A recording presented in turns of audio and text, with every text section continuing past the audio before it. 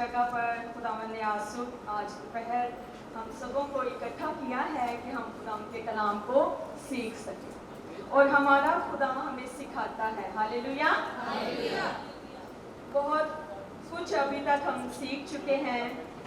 ہم نے سیکھا کہ خدا کا عورت کو بنانے کا مقصد کیا ہے، پھر ہم نے سیکھا کہ عورت کی معاشرتی اور اخلاقی ذمہ داریاں کیا ہیں۔ اسی طرح ابھی ہم نے اس سیشن میں ذکر سنا کہ یہودی مائیں اپنے بچوں کی کس طور سے تربیت کرتی ہیں، تو اسی سے ریلیٹڈ ایک یہودی کہاوت مجھے آتی ہے اور یاد آ گئی ہے، میں نے لکھ بھی لی تھی پہلے سے۔ لکھا ہے when God could not go everywhere, he created mothers۔ اس کا ترجمہ ہے جب خدا ہر جگہ نہ جا سکا تو اس نے ماں کو خلق کیا، مطلب یہ کہ وہ میری جگہ پر جائیں اور جو کام میں کرتا ہوں وہ بھی کریں۔ What a privilege to be a mother۔ خداوند کی شکر گزاری کرتے ہیں، اور بہنوں نے خوبصورت گیت بھی گایا کہ مہربان جیسا خدا ہمارا، بنائی ایسی ہستی ماں کی، زبان چہرہ آنکھیں ایسی بنائی جیسی خود خدا کی۔ ماں میں ہمیں خدا نظر آتا ہے۔ جب ماں کا کردار بائبل کے مطابق ہوتا ہے تو ماں کے کردار میں ہمیں خدا نظر آتا ہے۔ ماں کا بلاوا سب بلاؤں سے عظیم ہے۔ ماں ایک برکت ہے، ایک زندگی ہے، ایک نعمت ہے اور ایک روح ہے، ایک اسپرٹ کا نام ماں ہے۔ بعض اوقات یہ اسپرٹ مرد میں بھی کام کر رہی ہوتی ہے، کیونکہ ماں سنبھال لینے کا نام ہے، ماں حوصلہ دینے کا نام ہے۔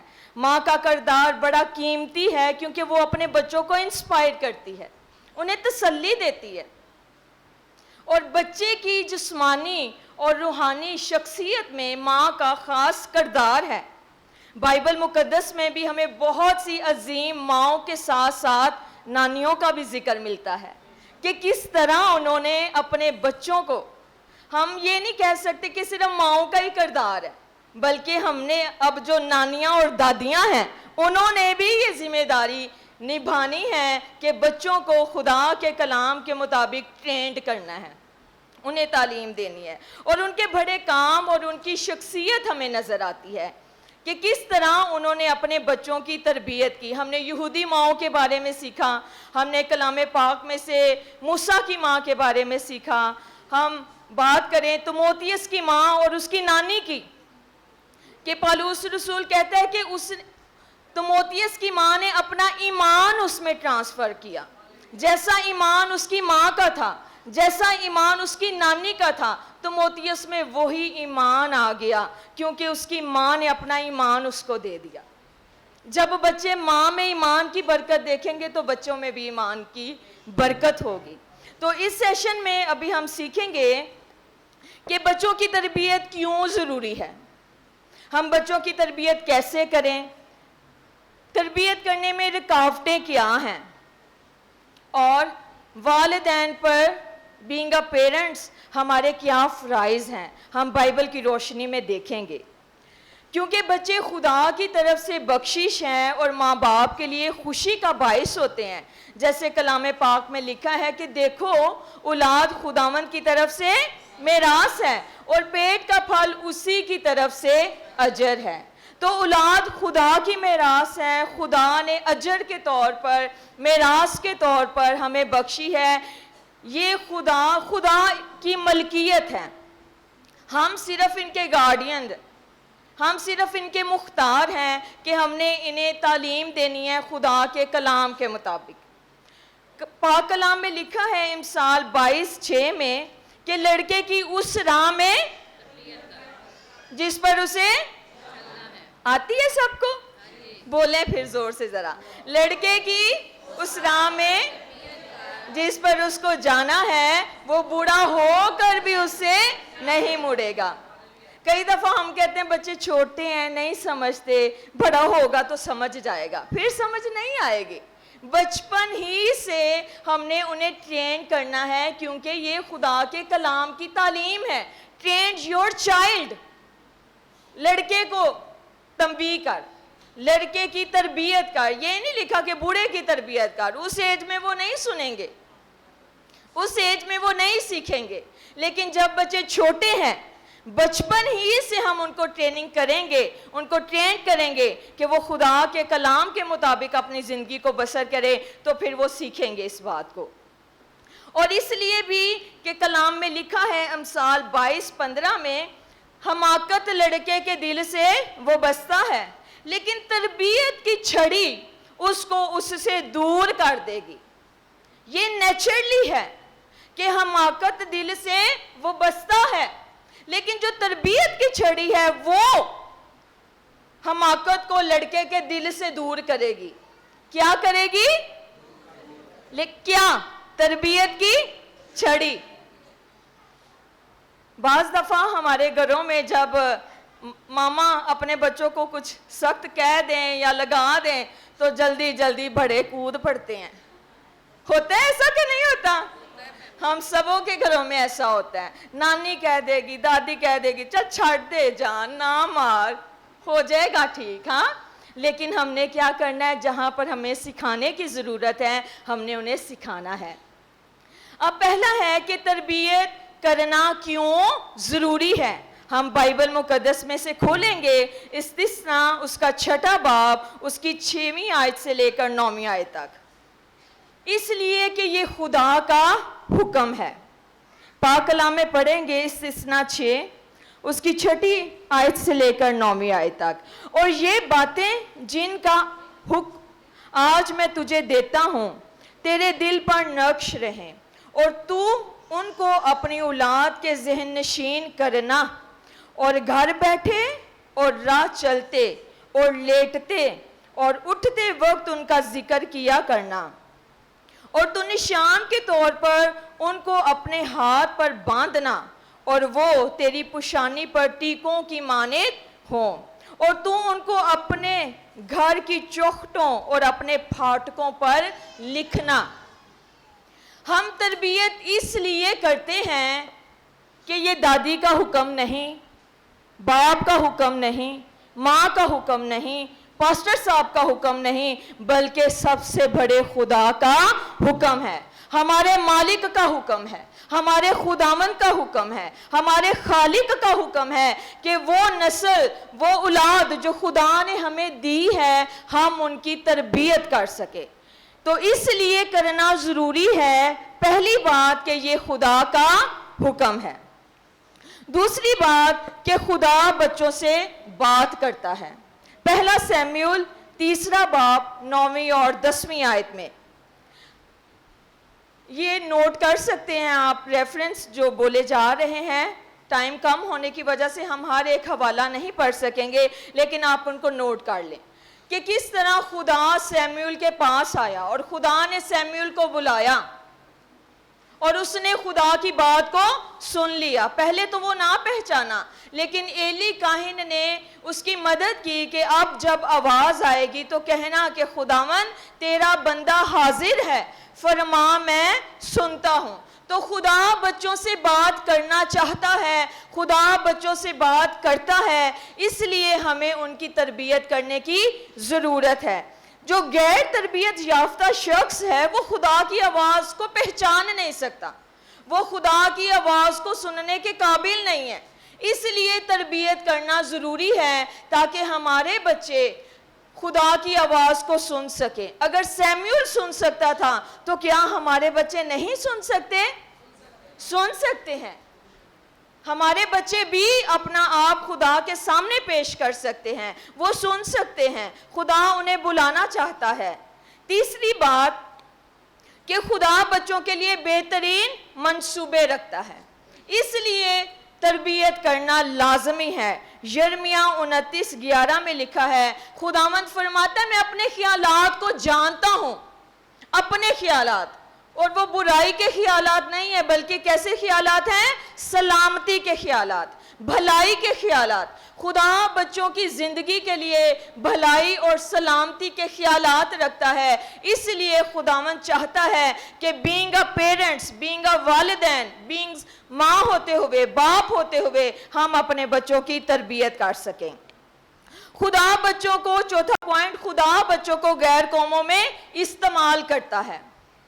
اس لیے تربیت ضروری ہے. یوسف کو خدا نے مصر میں استعمال کیا. اکیلا تھا، باپ نہیں تھا اس کے پاس، ماں نہیں تھی، بھائی نہیں تھے، خاندان نہیں تھا، اکیلا ہی غلامی میں تھا، بیچ دیا گیا تھا. لیکن اس جگہ پر بھی وہ ایمان میں قائم رہا اور اس نے مسیح کی گواہی دی. خدا استعمال کرتا ہے. اس چھوٹی اسیری لڑکی کی طرف نظر کریں جس نے نعمان کوڑی کو گواہی دی، اپنا ایمان کا اظہار بتایا.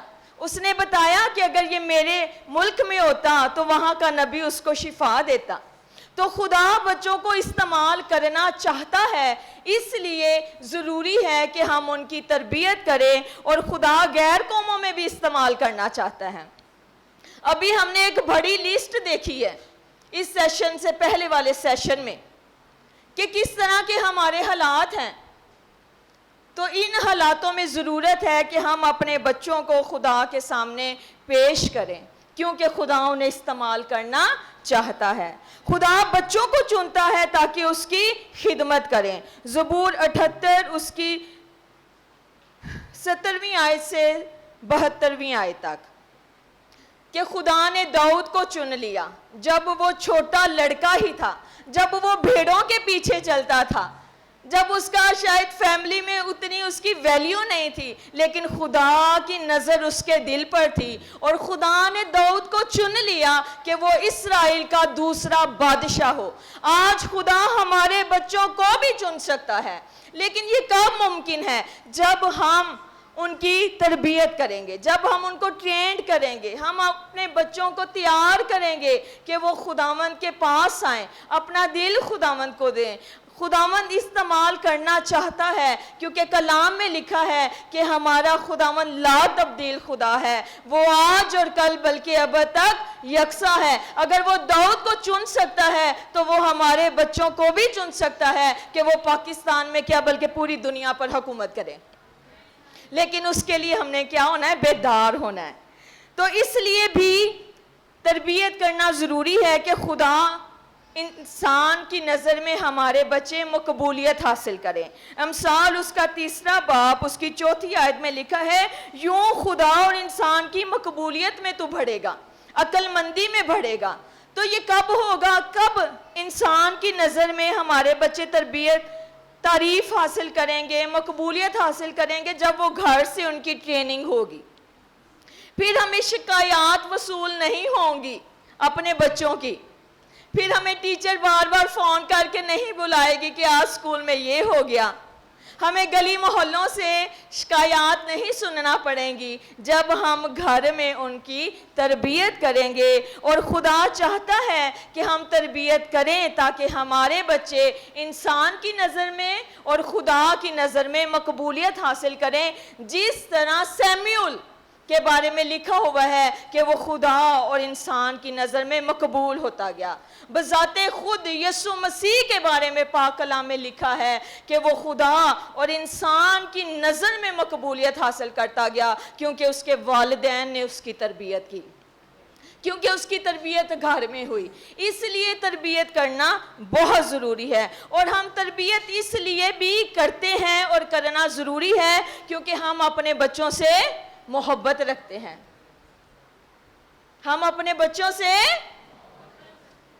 اتنی تھوڑی آواز ہے، زور سے بولیں، ہم اپنے بچوں سے محبت کرتے ہیں. امثال 13:24 میں لکھا ہے، جو اپنی چھڑی کو باز رکھتا ہے اپنے بیٹے سے کینہ رکھتا ہے، پر وہ جو محبت رکھتا ہے بر وقت اس کو تنبیہ کرتا ہے. وہ بر وقت اس کو تنبیہ کرتا ہے. تو محبت رکھتے ہیں، اس لیے کانٹ چھانٹ بہت ضروری ہے. اور کلام میں بھی لکھا ہے کہ وہ درخت جو پھل لاتا ہے مالی اس کو کانٹتا ہے، چھانٹتا ہے تاکہ اور پھل لائے. ہم نے تربیت کرنی ہے تاکہ ہمارے بچے خدا کی نظر میں مقبولیت حاصل کریں. ہم نے تربیت کرنی ہے تاکہ ہمارے بچے پھل لا سکیں.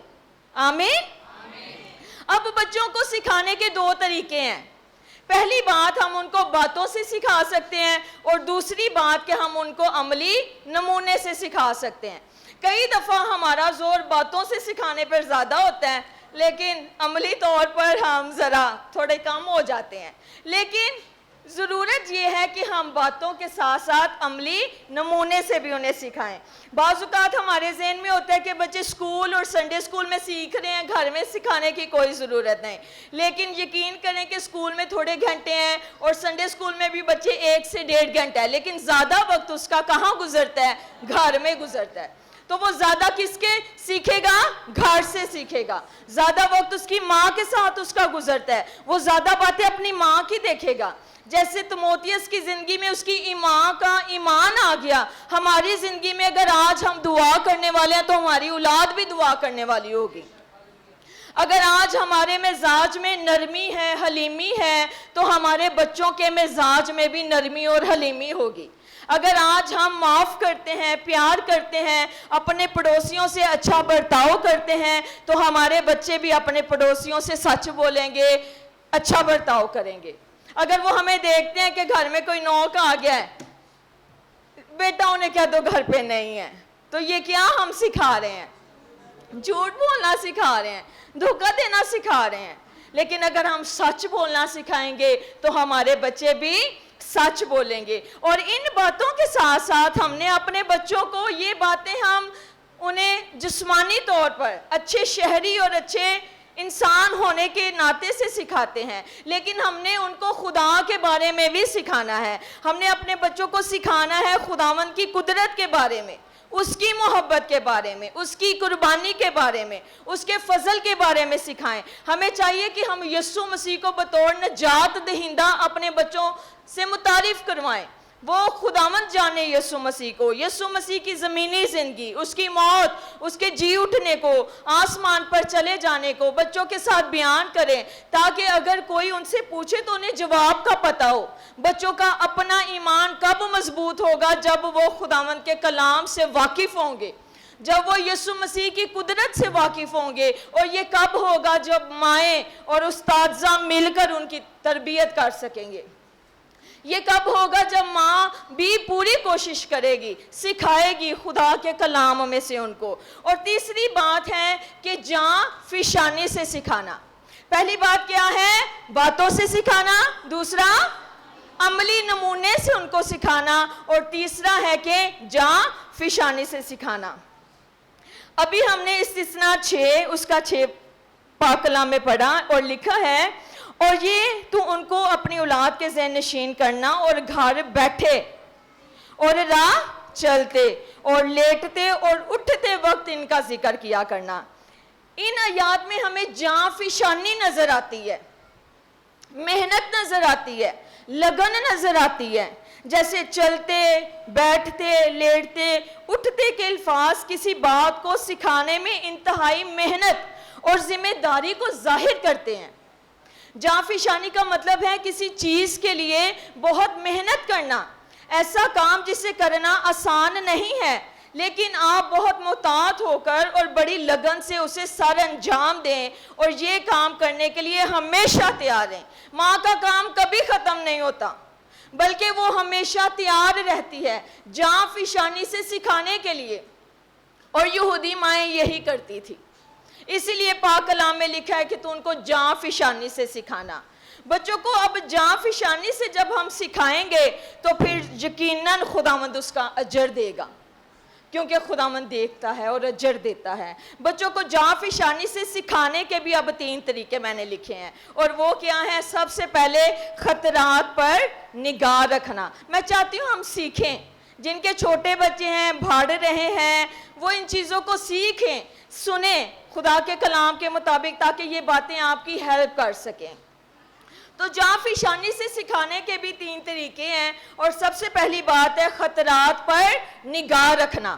کیا بات ہے؟ بولیں سب. دوسرا ہے ان کی ضرورت کے مطابق بائبل کی سچائیوں کو بیان کرنا، ضرورت کے مطابق بائبل کی سچائیوں کو۔ تیسرا ہے فرما برداری کرنے میں ان کی مدد کرنا، یعنی کہ اپنے بچوں کی مدد کرنا۔ خطرات پر نگاہ رکھنا کیا ہے؟ جیسے ابھی ہم نے سیکھا کہ ہمارے معاشرے میں نشے کا ریٹ بہت زیادہ ہے۔ خطرات وہ سب ہی ہیں، خطرات میں وہ ساری چیزیں شامل ہو جاتی ہیں جو ہمارے بچوں کو مسیح سے دور لے جائیں، وہ سارے خطرات ہیں۔ ان میں سنیما گھر کا بھی آ سکتا ہے خطرہ، فلم دیکھنے کا، انٹرنیٹ یا کیبل پر ناچ رنگ کا بھی خطرہ ہو سکتا ہے، اسکول یا محلے میں دوستوں سے بری باتیں سیکھنے کا بھی خطرہ ہے، اور نشہ بازی میں مبتلا ہونے کی آزمائش تو بہت ہی زیادہ ہے۔ تو یہ ساری بینگ والدین اور مدر ہوتے ہوئے ہم نے اپنی آنکھوں کو کھلی رکھنا ہے اور دیکھنا ہے کہ ہمارے بچے کیا کر رہے ہیں، ان کی صحبت کیسی ہے، ان کی سوسائٹی میں کیا ہو رہا ہے، ان کے دوست کیسے ہیں۔ تو ان ساری چیزوں پر جب ہم نظر رکھیں گے تو ہم اپنے بچوں کو خطرات سے محفوظ رکھ سکتے ہیں۔ اور پھر ہے ان کی ضرورت کے مطابق بائبل مقدس کی سچائیاں سکھانا، کلام ان کو سکھانا۔ ہمارے بچوں کو روزمرہ زندگی میں مدد کے لیے خدا کے کلام کی قوت کی ضرورت ہے۔ جب وہ کسی آزمائش میں پڑیں تو اس سے نکلنے کی راہ جاننے کے لیے انہیں کلام مقدس کی سچائیوں کو جاننے کی ضرورت ہے۔ یہ سچائیاں ہی ہیں، کلام مقدس ہی ہے جو زندگی میں درست انتخاب کرنے میں ہمارے بچوں کی مدد کرتا ہے۔ بائبل کے تمام حصے لوگوں کی مدد کرتے ہیں، اور کچھ خاص ایسے حصے ہیں جو خاص طور پر بچوں اور نوجوانوں کو مخاطب کرتے ہیں۔ لیکن جب ہم کلام پاک کو خود بھی پڑھیں گے، اپنی خاندانی دعاؤں میں شامل کریں گے، اپنے بچوں کی روٹین بنائیں گے کہ وہ کلام پاک کو پڑھیں، سمجھیں، سیکھیں، اس کو یاد رکھیں، اپنے دل میں رکھ لیں۔ جیسے داؤد کہتا ہے کہ میں نے تیرے کلام کو اپنے دل میں رکھ لیا تاکہ میں تیرے خلاف گناہ نہ کروں۔ وہ کہتا ہے خداوند مجھے تیری شہادتوں سے محبت ہے، ایسی محبت جو سونے اور چاندی سے بھی زیادہ والی ہے، کندن سے بھی زیادہ قیمتی خدا کا کلام ہے۔ تو جب ہم اپنے بچوں کو خدا کا کلام کی طرف ان کا رجحان پیدا کریں گے، انہیں سکھائیں گے، انہیں کہیں گے کہ ان کو یاد کریں، اپنے دل میں رکھیں، تو خداوند کا کلام انہیں قوت دے گا، مدد کرے گا۔ اور اس کے ساتھ جیسے آج کل چھٹیاں ہیں، اپنے بچوں کو بتائیں کہ بلا ناگہ دعا کریں، بلا ناگہ بائبل پڑھیں۔ پھر ہم انہیں کیسے سکھا سکتے ہیں کہ اگر جھگڑا شروع ہو جائے بچوں کا تو آپ انہیں بتا سکتے ہیں کہ خدا کا کلام جھگڑا کرنے سے منع کرتا ہے۔ انہیں بتائیں، سچائیاں بتائیں کلام مقدس کی۔ جھوٹ بولتے ہیں، لڑ پڑتے ہیں، تو بتائیں کہ خدا کا کلام جھوٹ بولنے سے منع کرتا ہے۔ یہ وہ سچائیاں ہیں جو ہم ان کی سچویشن میں یوز کرتے ہیں اور بچے پھر سیکھتے ہیں۔ فرما برداری کرنے میں ہم ان کی مدد کریں۔ اگر آپ نے کوئی اصول بنائے ہیں، کوئی خدا کے کلام کی سچائی آپ نے ان کو سکھائی ہے، تو پھر کوشش کریں کہ بچے اس پر عمل کریں، اور اس کے لیے عمل کرنے کے لیے انہیں آپ کی مدد کی ضرورت ہوگی۔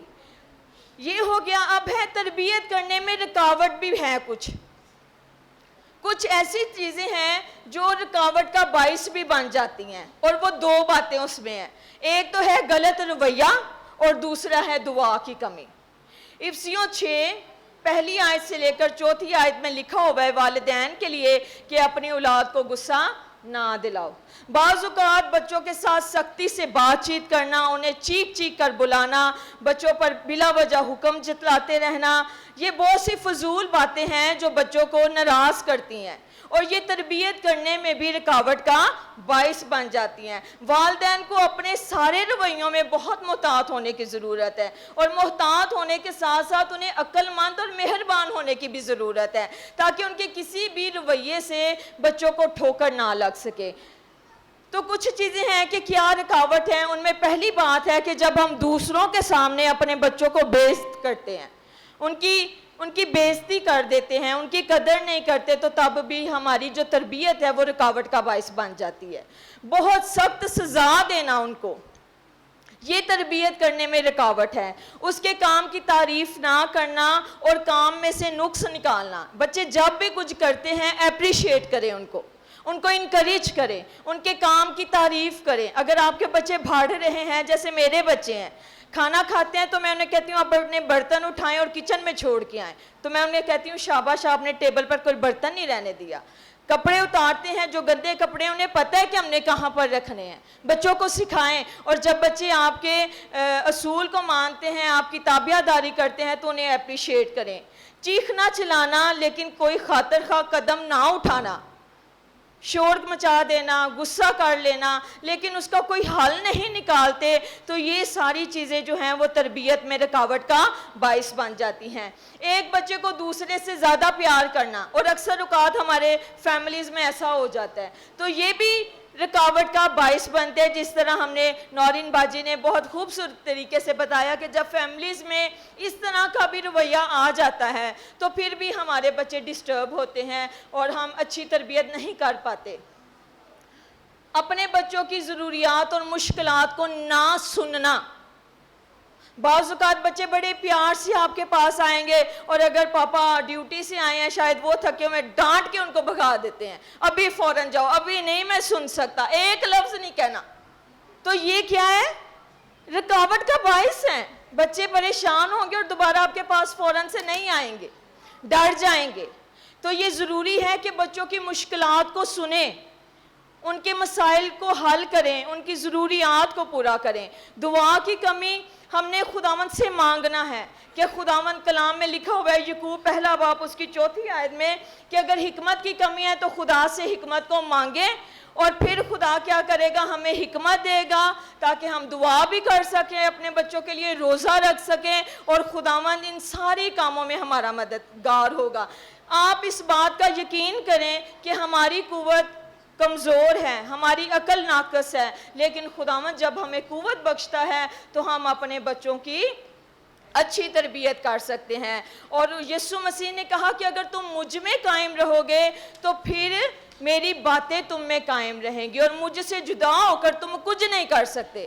ماں باپ جب مسیح کے ساتھ جڑے ہوں گے, پیوست ہوں گے, تو ان کی اولاد بھی مسیح میں پیوست اور جڑ جائے گی.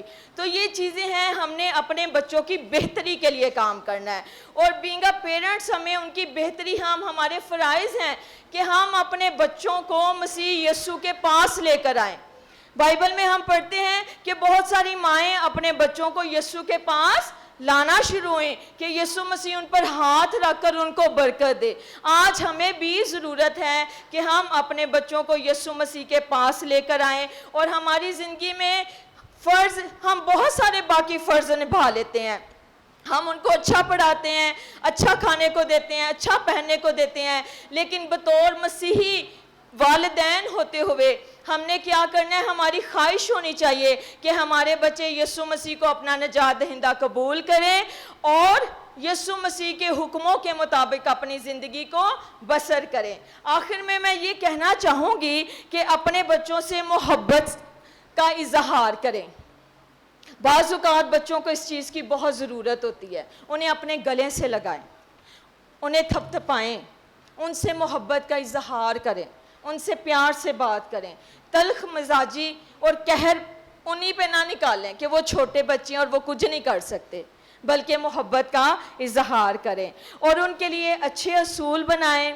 ان کی تربیت کرنے کے لیے ماں باپ متفق ہوں اور ان سے محبت رکھیں. ان کو ہم اس لیے بھی ان کی تربیت کر رہے ہیں کیونکہ ہم انہیں ٹھیک راہ پر لانا چاہتے ہیں. ایسا ہی ہے, اس لیے تربیت جاری رکھیں, حلیمی کی روح سے پیش آئیں, اور یاد رکھیں ایک بات کہ ہم سب ایک ہی مٹی سے بنائے گئے ہیں, اس لیے سرکشی ہمارے اندر ہے.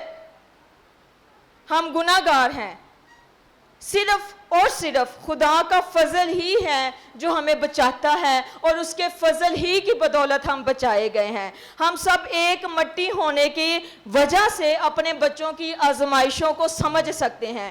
تمام بچے سرکش ہوتے ہیں, لیکن ہم نے ان کو حلیمی کی روح میں سکھانا ہے. اور آخر میں کلسیوں 3 باب اس کی 12ویں آیت میں لکھا ہے, پس خدا کے برگزیدوں کی طرح جو پاک اور عزیز ہیں, درد مندی اور مہربانی کو اور فروتنی اور حلم اور تحمل کا لباس پہنو.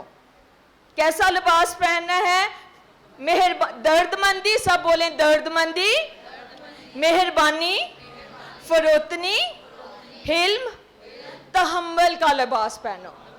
بعض اوقات ہمیں بڑا ہی صبر کرنا پڑتا ہے، لیکن ہم نے بچوں کی تربیت جاری رکھنی ہے۔ جب آپ لگے رہیں گے تو خداوند ان کو تبدیل کرے گا، کیونکہ صرف اور صرف خدا ہی ہے جو ہمارے بچوں کے دل تبدیل کر سکتا ہے۔ تو خداوند آپ سب کو بہت زیادہ برکت دے، آمین۔